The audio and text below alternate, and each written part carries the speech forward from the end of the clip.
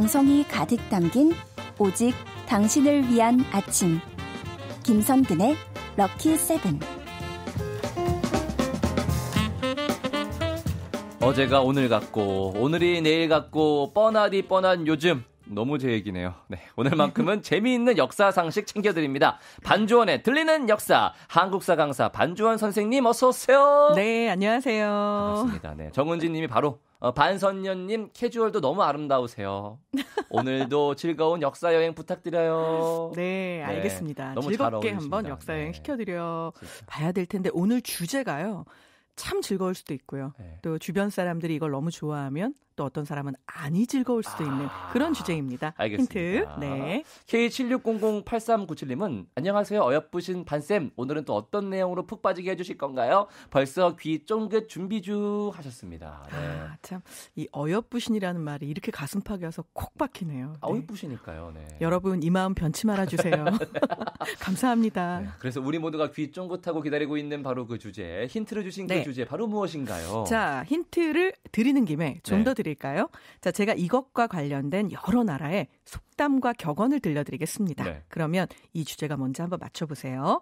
이것은 지금까지 인간이 궁리해낸 것 중에서 가장 큰 행복을 만들어낸다. 세뮤엘 존슨이라고 하는 사람 이렇게 얘기를 했고요. 예. 자, 그런데 티 퓰러라는 사람은 이런 얘기를 했습니다. 네. 바다에 빠져 죽은 사람보다 이것에 빠져 죽은 사람이 더 많다. 자, 그렇다면 그렇죠. 롱펠로는 뭐라고 얘기했느냐. 조심해라. 질병과 슬픔과 근심은 모두 이것 속에 있다. 이렇게 얘기를 하게 됐습니다. 사람인가? 자, 그럼 이제 마지막 힌트 드릴까요? 네. 자, 허버트는 이렇게 얘기를 합니다. 이것이 들어가면 지혜는 나가버린다. 자, 이것 바로 한 글자인데요. 네. 한 글자. 제가 이것과 관련된 어떤 음향효과 흉내를 냈는데 우리 작가님께서 극도로 손사래를 치시면서 제발 하지 마세요. 이렇게 말씀하셨어요. 네, 음향효과 되게 싫어하시거든요. 네, 맞습니다. 술. 네, 술이네요. 딩동댕 술인데요. 아니 이 아침에 그것도 이 청명한 가을날 웬 술이냐 이러실 수도 있죠. 제가 주제를 정하는 폭이 참 이리저리 왔다 갔다 너를 띄는데요. 이 술은 정하게 된 이유가 있습니다. 뭐가요? 요즘에 정말 해가 일찍 지기 시작했고 이제 정말 겨울에 들어서나 보다. 맞습니다. 이런 생각 드시죠? 5시가 좀 넘어가면 어둑어둑해진다는 느낌이 들기 시작을 합니다. 자, 사실 해가 쨍한 6시, 7시에 퇴근을 할 때는 바로 집에 가야죠. 예, 그리고 뭔가 좀 활동적인 운동도 하고 싶고. 그쵸. 그런데 날은 쌀쌀해지고요. 찬바람이 부는데 어둠이 다른 때보다 일찍 내려옵니다. 노을은 이미 졌고 자, 이런 깜깜하고 추운 밤이 되면 퇴근길에 포장마차, 사실 술을 마실 수 없는 사람 혹은 먹지 못하는 사람조차도 거기서 김이 모락모락 나오면 저기 가서 술 한 잔? 이런 생각이 나는 경우도 있죠. 그쵸. 네, 그래서 저도 사실 운전을 하고 지나가다가 포장마차에서 나는 연기가 너무 맛있게 따뜻하게 느껴지는 날이 있었거든요. 그럼 다음 주 주제는 술? 이렇게 된 거죠. 네. 예. 굉장히 좀 의식의 흐름이 논리정연해가지고 네. 설득력이 확 있습니다. 네. 하지만 권장하는 것은 아닙니다. 그렇습니다. 네. 과음은 절대로 좋지 않다는 말씀을 미리 드리면서 일단 저는 약간 그런 게 있어요. 되게 근원적인 질문을 하거든요. 네. 애초에 그러면 술. 그 액체의 술이란 이름은 왜 붙은 것인가? 그것에 대한 명확한 어원은 밝혀진 바가 없습니다. 하지만 우리가 그냥 흔히 얘기할 때 술은 술술 잘 넘어가라고 술 이런 이야기를 하긴 하죠. 하지만 조금 더 과학적으로 이게 어원이 아닐까 이야기했던 것들 중에 신빙성 높게 거론되는 것은 있습니다. 뭘까요? 자, 그럼 그건 어떤 얘기인지 들려드릴게요. 자, 술이 빚어지는 과정을 한번 생각해 보시면요. 찹쌀을 쪄서 차게 식힌 다음에 누룩과 물을 섞어서 이제 발효를 시키게 되죠. 네. 자, 그러면 이때 어떤 열을 가한 게 아니죠. 그런데 시간이 일정 정도 지나면 부글부글하고 끓어오르면서 그쵸. 거품이 괴어지게 됩니다. 자, 그럼 옛날 사람들이 봤을 때 이 현상은요. 너무 신기한 거죠. 원래 액체라는 거는 끓여줘야만 부글부글 거품이 일면서 이게 있게 되는데 이건 끓이지도 않았고 열도 가하지 않았는데 보글보글 계속 거품이 올라오는 거죠. 자, 그래서 이걸 보면서 너무 신비롭다. 이거 물에서 불이 나는 것 같아 라고 옛날 사람들은 표현을 했다고 합니다. 자, 그렇다면 멋있다. 물에서 불이 나니까 물 숫자. 불이라는 말은 그대로 불. 이렇게 한자와 우리말이 결합되어져서 어원을 갖는 경우도 많이 있는데요. 자, 그러면 수불이 됐겠네요.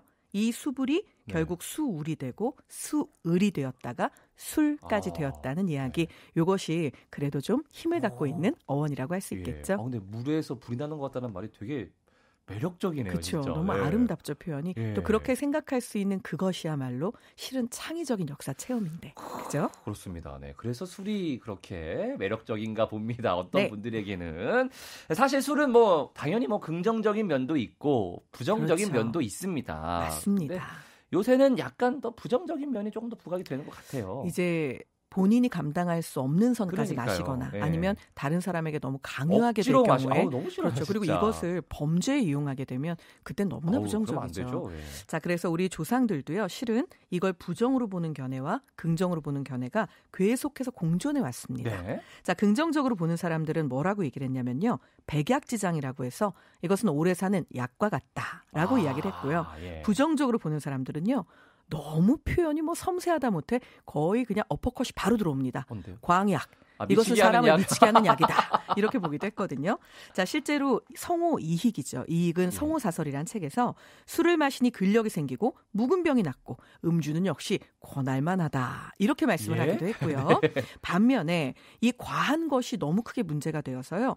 이 이수광의 지봉유설에 보면 근세에 와서 사대부들이 호사스러워서 마음대로 술을 마시고 여름이면 큰 잔으로 너무 많이 잔뜩 마셔서 결국 취할 때까지 먹다가 갑자기 죽는 자도 너무나 많다라고 쓰여 있기도 했습니다. 네. 결국 술이라는 것이 곡식으로 빚다 보니 좀 친근했던 과거에는 끝간데 없이 이것을 마시다가 여러 사람에게 민폐를 주는 경우도 많았던 거죠. 그렇습니다. 네, 계속 말씀드리는데 과음은 좋지 않다는 말씀을 그럼요. 계속해서 드리겠고요. 술은 기호식품이니까 우리 뭐 왕들 중에서도 좋아했던 분 계시겠죠?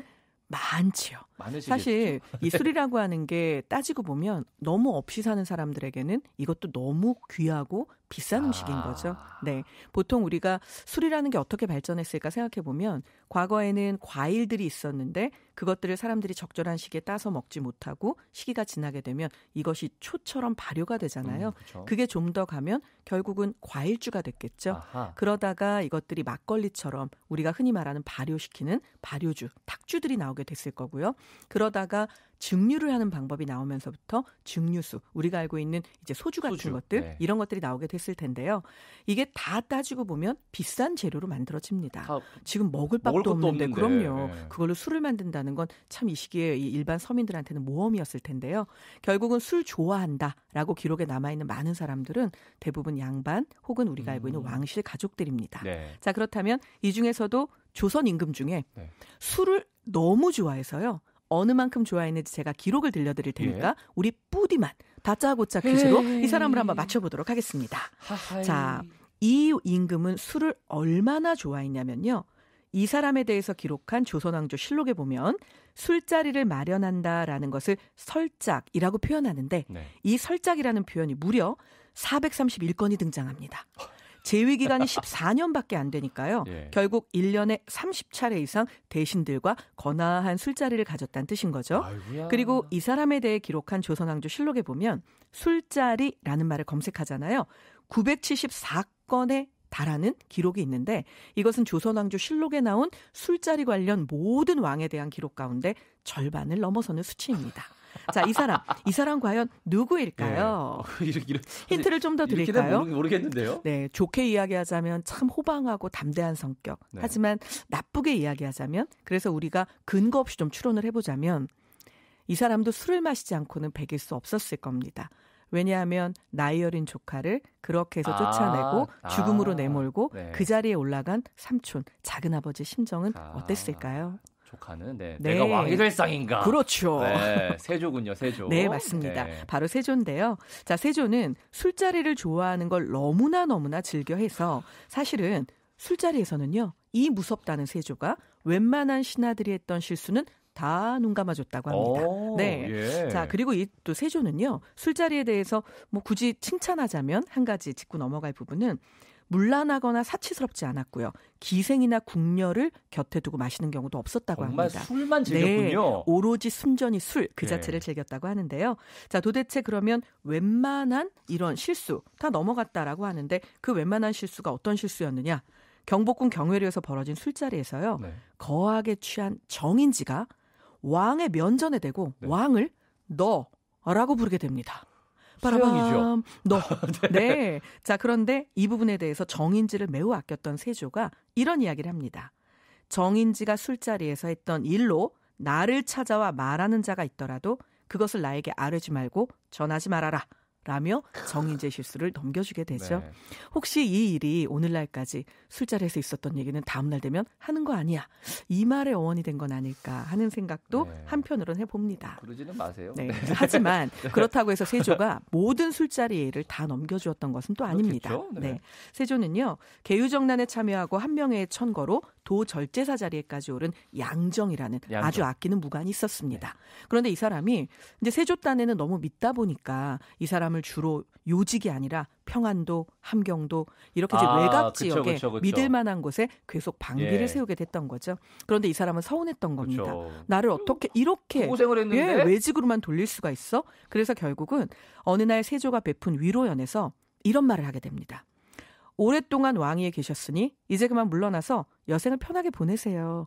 저도 오랫동안 함경도 평안도에 있잖아요. 이 뜻이었던 거죠. 그런데 이 말만큼은 세조 용서하지 못했습니다. 결국 한명회와 신숙주의 손에 의해서 양정은 끌려 내려가게 되고요. 바로 그 즉시 성문 밖에서 참수가 되었고 그의 아들들 또한 모두 관노가 되어서 결국 신분이 하락하는 일을 겪게 됩니다. 결국 술자리에서 있었던 모든 일 다 용서될 수도 없고 모두 잊을 수도 없는 일이니까 그것도 역시 내 기억의 일부라고 생각하면 조금 조심스럽게 되겠죠. 그렇습니다. 네, 조심 진짜 하셔야 돼요. 술 드시는 분들 정말로. 네. 아침부터 술 이야기하고 있는데 그냥 수업 주제니까요. 아직 수요일입니다. 괜한 또 저녁 약속 잡지 마시고요. 네. 노래 한 곡 듣고 수업 이어가겠습니다. 지아의 술 한잔해요. 반주원의 들리는 역사. 오늘은 역사 속의 술 얘기를 하고 있습니다. 자, 이제 세조 얘기를 했고 또 어떤 왕이 술을 좋아했을까요? 자, 이 왕은요. 아마 이 왕도 근데 술을 마시지 않고 버티기 힘들었을 겁니다. 너무 자유롭게 강화도 일대를 염소도 치고 이렇게 뛰어다니며 살다가 어느 날 갑자기 궁궐로 들어와 왕이 되게 되었으니까 그 스트레스는 어마어마했겠죠. 그렇겠죠. 누구일까요? 뿌디. 철종. 네, 철종입니다. 아는데. 정말. 제가 오늘 왜 이렇게 정답을 일찍 말씀드렸냐면요. 네. 비염으로 고생하는 뿌디를 더 이상 괴롭히고 싶지 않았습니다. 감사합니다. 네, 제가 오늘 퀴즈 더 냈다가는 오늘 뿌디 퇴근길에 그 아까 포장마차에서 뿌디의 뒷모습을 보게 될까 봐. 많이 낮부터 네. 자, 우리의 철종은요. 심지어 단골 술집이 있었습니다. 아, 그래요? 네, 왕인데 단골 술집이. 네. 자, 이제 우리의 철종이요. 어려서부터 강화에서 농사 지으며 생활을 하다가 왕이 되었죠. 그때의 그 맛 잊을 수가 없는 거죠. 네. 그래서 왕이 된 후에도 정말 좋아했던 대표적인 음식 두 가지가 있는데요. 그중에 하나가 바로 시래기를 넣은 우거쥐국, 시래기국하고요. 네. 또 하나가 지금 말씀드린 막걸리, 이 술이었습니다. 네. 물론 총각김치도 여기서 유래가 됐다 여러 가지 이야기들이 들리지만요. 이 막걸리에 대한 사랑만큼은 굉장했다고 하는데요. 문제는 강화도에서 농사지은 곡식을 가지고 와서 강화도 기법으로 만들어도 그 강화도 맛이 나질 않는 맛이 겁니다. 안 나죠. 네. 네. 그래서 철종이 이 맛이 아니다. 이제 이걸 몇 번 하게 된 거죠. 결국은 왕의 입맛에 맞추기 위해서 여기저기 술집에서 막걸리를 사다가 왕에게 이 맛은 어떠하신지요? 를 반복하게 됩니다. 테스팅을. 이때에 서울 사동에 있는 선다리 술도가. 자, 술도가는 술을 만들어 파는 집 이름이잖아요. 근데 선다리 술도가라는 그 술 만드는 집, 그 집 술이 맛이 아주 입맛에 딱 기가 막히게 맞는 겁니다. 그래서 결국은 왕실에서 선다리 술도가의 비법을 묻습니다. 그래서 그 비법 레시피대로 만들죠. 그런데 역시 맛이 안 납니다. 결국 어떻게 됐을까요? 선다리 술도가에서 사다 먹으면 되는 거죠. 그렇죠. 결국 철종은 선다리 술도가 최대 단골 손님이 되었고요. 왕이 사다 먹는 집이라더라. 너 난리가 난 거죠. 간판 바꿔야죠. 네. 결국 우리 선다리 술도가는요. 당시 한양에 있는 모든 술도가를 제패하며 이 매상을 올리게 되는데 다행히 주인은 좋은 사람이었던 것 같습니다. 선다리 술도가 앞을 오가는 행인들에게 나라에 경사스러운 일이 있을 때는 무료로 술을 나누어 주기도 하고 굉장히 인심 좋은 술도가 사장님으로 지냈다고 하네요. 그런 분이시니까 또 술도 맛있게 잘 만드셨을 거예요. 그랬겠죠. 네. 근데 지난번에는 정조도 술을 꽤 드셨다고. 네, 맞습니다. 지금도 수원 사실 팔달문 그 시장 앞에 남문 입구 쪽에 가보면 정조가 술상 앞에 앉아있는 동상 있잖아요. 제가 일전에도 말씀드렸지만 거기에는 불취, 무귀라는 문구가 써 있습니다. 네. 취하지 아니하면 너는 집에 갈 수 없다. 이런 뜻이죠. 하지만 이건 정말로 네. 취하지 않으면 집에 갈 수 없다는 의미보다는 모든 백성이 근심 걱정이 없어서 다 이렇게 술 한잔하고 느긋하게 집에 귀가해서 가족들과 저녁이 있는 이런 오후를 보내게 되기를 바라는 그런 정조의 마음이 담겨 있는 거죠. 네, 네, 알겠습니다. 지금까지는 이제 술을 좋아하시는 분들 얘기를 해봤습니다. 네. 분명히 근데 좀 이제 멀리하신 왕들도 계시겠죠. 오, 또한 많습니다. 예. 제가 너무나 사모에 맞이하는 세종대왕 네. 딩동댕 바로 세종대왕도 술을 멀리했던 대표적인 임금이고요. 네. 그리고 실은 또 있습니다. 바로 성종임금. 성종임금도 술을 멀리했던. 네, 맞습니다. 경국대전은 세조가 그 편찬을 시작했지만 예, 그렇죠. 완성을 한 것은 성종이죠. 네. 자, 성종은 정말 음주를 싫어했습니다. 그런데 싫어하는 건 왕의 취향이고요. 왕이 아끼는 신하들이 모두 왕을 따라 술을 싫어할 수는 없는 거 아닙니까? 그렇죠? 자, 그래서 이토록 술을 싫어하는 우리의 성종. 하지만 술을 너무나 사랑했던 아끼는 신하와의 재미있는 일화가 있습니다. 어떻게 해야 돼요? 들려드릴까요? 네. 자, 정말 아꼈던 신하. 바로 이름이 뭐냐면요. 손순효라고 하는 네. 신하입니다. 그런데 이 신하가 술을 너무 좋아하는 거죠. 그래서 어느 날 성종이 손순효에게 이야기를 합니다. 너는 문장도 뛰어나고 학식도 빼어나고 인품도 훌륭하다. 그런데 술이 너무 과하다. 그러니 너 안 되겠다. 요거 한번 써봐라. 이렇게 해서 성종이 글을 쓰게 했는데 취한 상태에서 너무나 명문장이 나오는 겁니다. 네. 예. 그래서 차마 끊어라. 이 말은 못하겠고 성종이 뭐라고 얘기를 하냐면요. 경은 정신이 멀쩡할 때보다 취한 것이 오히려 낫구려. 하지만 나는 경과 오랜 시간을 보내고 싶소. 그러니 경은 지금 내가 하사해주는 이 은술잔으로 하루에 딱 3잔만 술을 마시도록 하시오. 이렇게 얘기를 하며 은술잔 하나를 내려줍니다. 그 잔이 네, 일정 부분 차면은 은잔 아닙니다. 아니구나. 그 얘기 아니지요. 네. 자, 이 은술잔이 너무 작은 겁니다. 자, 여러분 제사 지낼 때 쓰는 그 술잔 크기 생각나시죠? 예. 그런데 이제 이게 조금 큰 것도 있고 작은 것도 있지만 오늘날 소주잔 크기 정도밖에 안 되는 거죠. 그거 석잔. 이걸로 석잔. 술을 그러니까, 좋아하는데 네, 손순효는 이것이 양에 차지 않았던 겁니다. 그렇죠. 우리의 머리 좋은 손순효. 자, 장인을 부릅니다. 피는군요. 은술잔을 두드려서 넓히게 되죠. 피는군요. 네, 그래서 크게 만들어 놓고 하루에 독한 소주로만 석잔씩을 마셨습니다. 어느 날 왕이 급하게 손순효를 볼 일이 있었던 거죠. 그런데 왕 앞에 온 그는 만취해 있었습니다. 왕은 화를 내죠. 내 분명 그 잔으로 석잔을 마시라고 했거늘 도대체 몇 잔을 마신 것이냐? 그런데 손순효가 얘기하죠. 저는 전하께서 주신 잔으로 딱 석잔 만들었습니다. 다만 그 크기가 좀 부족해서 제가 키웠습니다. 하지만 무게에는 변함이 없습니다. 라고 이야기를 하죠. 네. 그런데 왕도 참 멋집니다. 자, 이때 성종이 뭐라고 얘기를 하냐면요. 껄껄 웃으면서 나의 소견이 이토록 좁은 것도 경이 충성으로 간하여 이 잔처럼 크게 만들어주시오. 라고 이야기를 하죠. 결국 두 사람은 이렇게 해서 사이좋은 왕과 신하 관계로 오랜 세월을 보낼 수 있었는데요. 다만 그 끝이 좋지만은 않았습니다. 그래서 지금 되게 멋있었거든요. 네, 너무 과음했잖아요. 예. 손순효는 말년에 정신이 약간 이상하게 되어서 한밤중에 옷을 벗고 남산에 오르기도 하고 그래서 기록에 의하면 결국 감기에 걸려서 죽게 되었다라고 하는데요. 술 좋아하는 우리의 손순효, 결국 술 때문에 죽음을 맞이하면서도 그 애증을 끊어내지 못합니다. 유언으로 남긴 말, 좋은 술 큰 병에 가득 담아 내 관안에 꼭 넣어주시오. 라고 말하고 죽었다고 하네요. 네. 그게 유언이었어요? 네. 진짜 무시무시하네요, 정말. 네. 그 정도까지 술을 사랑하는 분들도 있을 수 있구나라는 생각도 들고요. 네. 오늘은 역사 속의 술 얘기 함께 했습니다. 이 코너만 따로 다시 들으실 수 있거든요. 검색창이나 너튜브, 팟캐스트에서 김성근의 럭키세븐을 검색해 보시기 바랍니다. 선생님, 오늘 수업도 정말 감사합니다. 안녕히 가세요. 네, 감사합니다.